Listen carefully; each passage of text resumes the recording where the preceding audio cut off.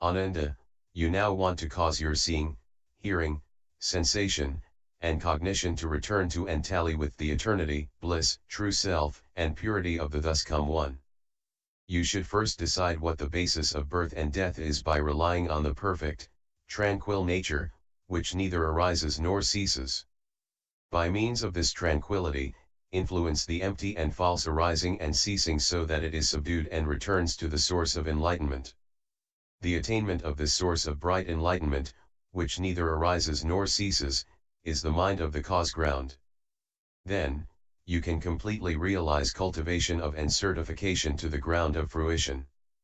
To do that much is like purifying muddy water by placing it in a quiet vessel which is kept completely still and unmoving.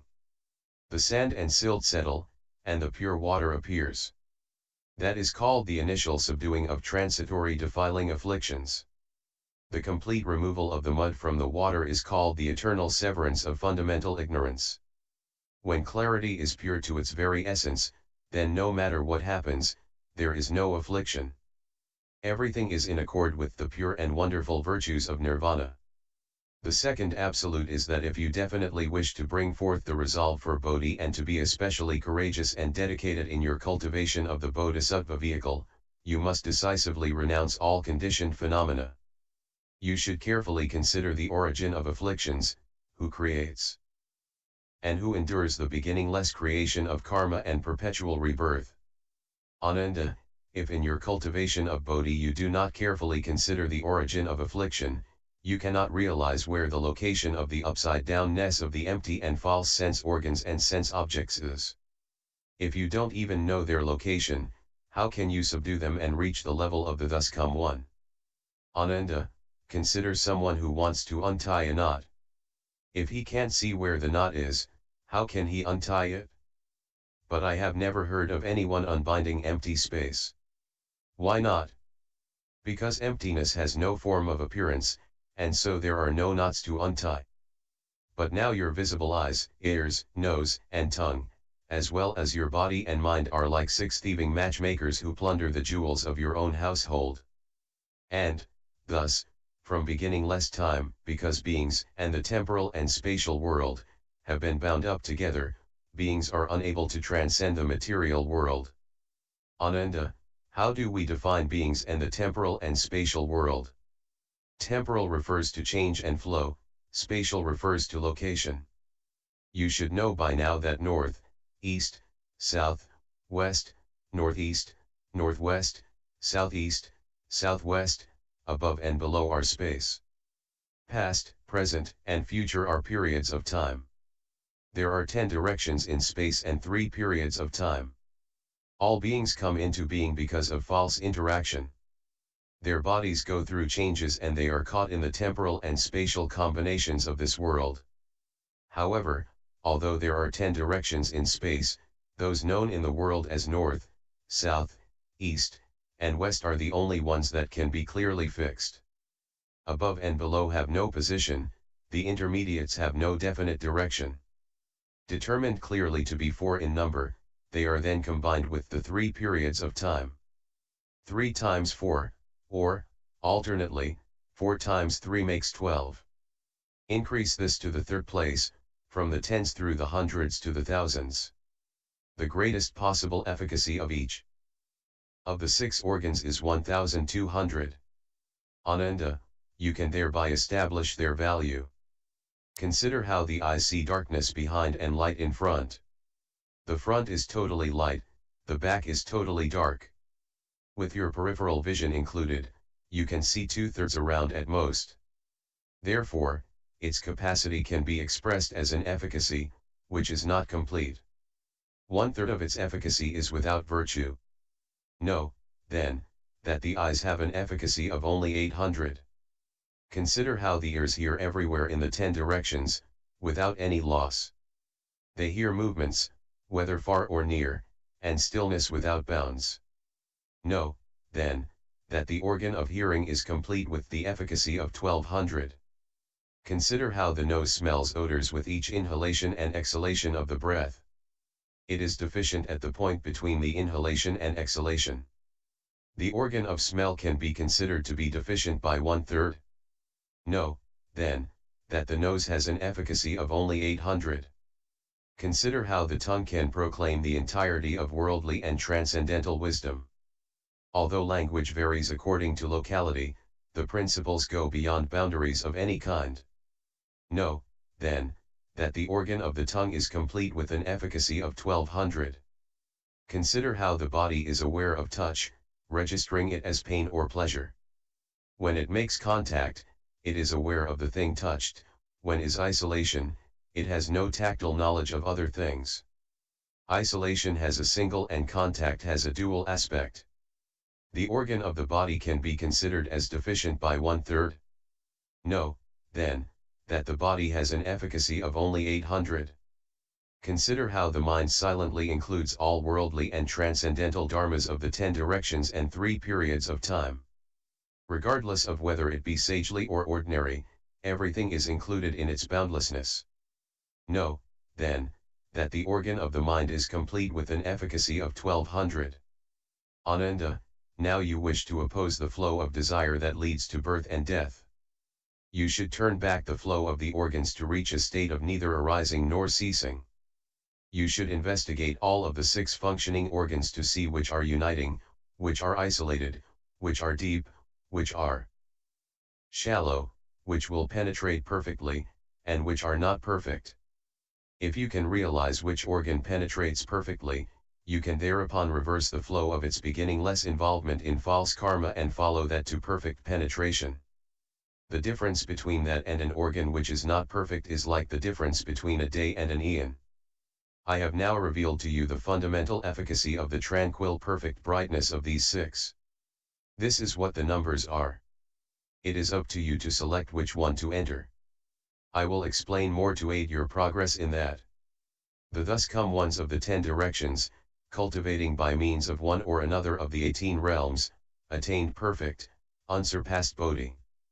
For them, any of those 18 were generally adequate. But you are at an inferior level and are not yet able to perfect comfortable wisdom among them. Therefore, I shall give you an explanation, so that you will be able to enter deeply into the door. Enter one without falseness, and the 6 sense organs will be simultaneously pure. Ananda said to the Buddha, World-honored one, how do we oppose the flow, enter deeply into one door, and cause the 6 organs to simultaneously become pure? The Buddha told Ananda, you have already obtained the fruition of a Srodapana. You have already put an end to the viewed illusions that living beings in the 3 realms possess, but you do not yet know that your organs have accumulated habits that are without beginning. The severing of these habits must be done through cultivation, including the numerous subtleties of their arising, dwelling, changing, and ceasing. You should now contemplate the 6 organs further. Are they 1 or 6? Ananda, if you say they are 1, why can't the ears see? Why can't the eyes hear? Why can't the head walk? Why can't the feet talk? If the 6 organs are definitely 6, then as I now explain this subtle, wonderful Dharma door for you in this assembly, which of your 6 organs is receiving it? Ananda said, I hear it with my ears. The Buddha said, your ears hear by themselves. What, then? Does that have to do with your body and mouth? And yet you ask about the principles with your mouth, and your body displays veneration. Therefore, you should know that if they are not 1, then they are 6. And if they are not 6, they must be 1. But you can't say that your organs are basically 1 and 6. Ananda, you should know that these organs are neither 1 nor 6. It is from being upside down and sinking into involvements throughout time without beginning that the theory of 1 and 6 has become established. As a Srodapana, you have dissolved the 6, but you still have not done away with the 1. That is like filling emptiness into differently shaped vessels and then saying that emptiness is whatever shape the vessel is. And then, upon getting rid of the vessels, looking at emptiness and saying it is all the same. How can emptiness become the same or different at your convenience? Even less can you call it 1 or not 1. You should understand that the 6 receptive functioning organs are the same way. Seeing occurs because the two attributes of darkness and light and their like firmly adhere to quietude in what originally was wonderful perfection. The essence of seeing reflects form and combines with forms to become an organ. This organ, which was originally the four pure elements, is called an eye and is shaped like a grape. Of the four defiling objects that the sense organs located in the head pursue, this one races out after form. Hearing occurs because the two reverberations of movement and stillness and their like firmly adhere to quietude in what originally was wonderful perfection. The essence of hearing reflects sound and resounds with it to become the organ of the ear. The primal composition of the ear organ is the purely defined four elements. Those portions we call the ears are shaped like fresh curled leaves. Of the four defiling objects that the sense organs pursue, this one is loosed upon sound. Smelling occurs because the two appearances of penetration and obstruction and their like firmly adhere to tranquility in what originally was wonderful perfection. The essence of smelling reflects the sense and takes in sense to become the organ of the nose. The primal composition of the nose organ is the purely defined four elements. That portion we call the nose is shaped like a double hanging claw. Of the four defiling objects that the sense organs pursue, this one probes out after sense. Tasting occurs because the two blends of blandness and variety of flavor, and their like firmly adhere to quietude in what originally was wonderful perfection. The essence of tasting reflects flavors and becomes entwined with flavors to become the organ of the tongue. The primal composition of the tongue organ is in the purely defined four elements. That portion we call the tongue is shaped like a crescent moon. Of the four defiling objects that the sense organs pursue, this one craves flavors. Sensation occurs because the two frictions of separation and union, and their like, firmly adhere to quietude in what originally was wonderful perfection. The essence of sensation reflects contact and seizes upon contact to become the organ of the body. The primal composition of the body organ is in the purely defined four elements. The portion we call the body is shaped like a table. Of the four defiling objects that the sense organs pursue, this one is compelled by contact. Knowing occurs because the two continuities of production and extinction, and their like, firmly adhere to quietude in what originally was wonderful perfection. The essence of knowing reflects dharmas and grasps them to become the organ of the mind. The primal composition of the mind organ is in the purely defined four elements. Of the four defiling objects that the sense organs pursue, this one chases after dharmas. Ananda, because understanding is added to enlightenment, the six sense organs lose their essence and adhere to falseness, confining their brilliance. Therefore, apart from darkness and light there is no substance to seeing for you now. Apart from movement and stillness, there basically is no disposition of hearing. Without penetration and obstruction, the nature of smelling does not arise. In the absence of variety and blandness, tasting does not occur. Lacking separation and union, the sensation of contact is fundamentally non-existent. Without arising and ceasing, knowing is put to rest. You only need not follow the 12 conditioned attributes of movement and stillness, union and separation, blandness and variety, penetration and obstruction, production and extinction, and brightness and darkness. Accordingly, extract one organ, free it from adhesion, and subdue it at its inner core. Once subdued, it will return to primal truth and radiate its innate brilliance. When that brilliance shines forth, the remaining 5 adhesions will be free to accomplish total liberation. Do not follow the knowing and seeing influenced by objects before you. True understanding does not follow from the sense organs. Yet lodged at the organs is the potential to discover mutual functioning of the 6 organs. Ananda, don't you know that now in this assembly Anirudh is blind and yet can see, the dragon Upananda is deaf and yet can hear, the spirit of the Ganges river has no nose and yet smells fragrances, Gavampati has an unusual tongue and yet tastes flavor, and the spirit Sunyata has no body and yet is aware of contact? In the light of the thus come one, this spirit is illumined temporarily as an ethereal essence without substance. In the same way, Mahakashyapa, who is also in this assembly, dwells in the samadhi of extinction, having obtained the tranquility of a hearer. He has long since put to rest the mind organ, and yet he has a perfectly clear knowledge which is not due to the mental process of thinking. Ananda, if you can completely extract all your organs, you will glow with an inner brilliance. Then the ephemeral defiling objects and all the changing phenomena of the material world will become like ice being melted by hot liquid. In response to your mind, the transformation will bring unsurpassed enlightenment. Ananda, consider a person who has confined seeing to his eyes. If you suddenly have him close his eyes, he will see darkness before him. The 6 organs will be enveloped in total darkness. From head to toe he will experience that. If the person traces the shape of external things with his hands, then even though he cannot see, he can recognize someone from head and toe. Enlightenment is also like that. If light were the condition requisite for seeing, then darkness would bring the absence of seeing.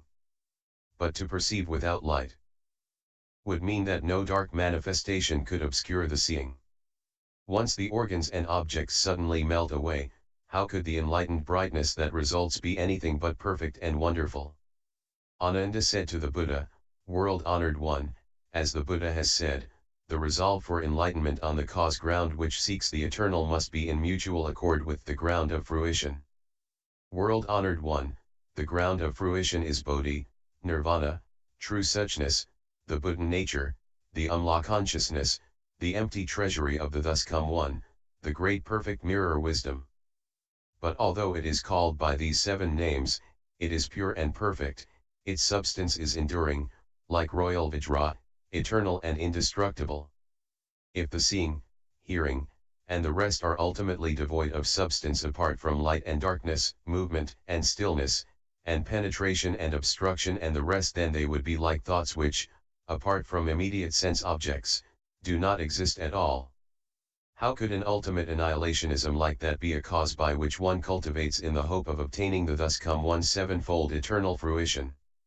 World-honored one, if seeing is ultimately empty apart from light and darkness, just as thoughts cease of themselves in the absence of any immediate sense object, then my comparisons become circular, and no matter how carefully I search, there seems to be no such thing as my mind or what pertains to it. Just what should be used to seek the unsurpassed enlightenment? The thus come one previously referred to a tranquil essence, perfect and eternal. His present contradiction defies belief and is resort to idle theorizing. How can the thus come one's words be true and actual? I only hope the Buddha will let fall his great compassion and instruct us who do not understand and who are holding on tightly. The Buddha told Ananda, "You study and learn much, but you have not yet put an end to outflows. In your mind you know only the causes of being upside down. But when the true inversion manifests, you really cannot recognize it yet. Lest your sincerity and faith remain insufficient, I will try to make use of an ordinary event to dispel your doubts." Then the thus come one instructed Rahula to strike the bell once, and he asked Ananda, "Did you hear that?" Ananda and the members of the great assembly all said, "We heard it." The bell ceased to sound, and the Buddha again asked, "Do you hear it now?" Ananda and the members of the great assembly all said, "We do not hear it." Then Rahula struck the bell again. The Buddha again asked, "Do you hear it now?" Ananda and the great assembly again said, "We hear it." Ananda and the members of the great assembly all said to the Buddha, "When the bell is rung, we hear it. Once the sound of the bell ceases, so that even its echo fades away, we do not hear it."